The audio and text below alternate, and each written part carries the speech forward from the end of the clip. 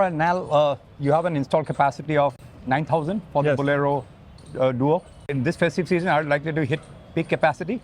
Yeah, so as you know, festive is always a great time for our Bolero portfolio. We have strong demand both coming from urban as well rural as well. So we expect to have strong demand for both the products.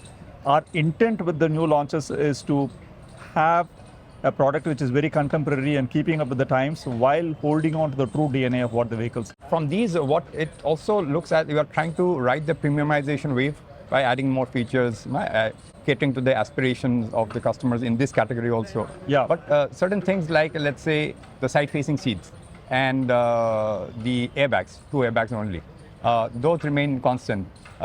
Any particular reason that you didn't want to kind of add more airbags or kind of add a third front-facing row? Yeah, so listen, I think the way to think safety that you're talking about is obviously something we put a lot of emphasis on. And across the board, if you look at it, we are trying to see that we are, of course, firstly compliant with what the government regulations are. And so the airbags that you talked about is a safety feature which the government put out. It's the same thing with seatbelt reminders, for example, which we have in there as well. So we are ensuring that the safety features we have there are compliant with what regulatory norms are at this point in time. The side-facing seat, honestly, is a unique feature of the market that we are in, right? It's an ask from the customers to some extent, and there are customers who like the side-facing seats for various reasons. When it comes to, let's say, talking about safety, these crash test norms, for example, for global NCAP, perhaps the protocol says that if side-facing seats, then the vehicle may not qualify for an star rating. Yeah. So I think so. Listen, I think global NCAP, like you said, it is a global norm to that extent. I, as an OEM, have to ensure that I'm catering to the Indian market to that extent.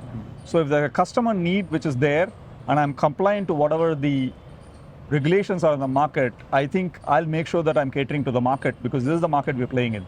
Lastly, with the upcoming next range of models on the new IQ platform, they are all monocoque chassis. Yep. In that scenario, will these vehicles take a evolved version of your classic strategy, remaining the true body on frame chassis models in at least for some part of your portfolio? Yeah, so I think it comes to customer choice, and we are very clear in Mahindra that we don't want to kind of buttonhole ourselves into one single choice or strategy.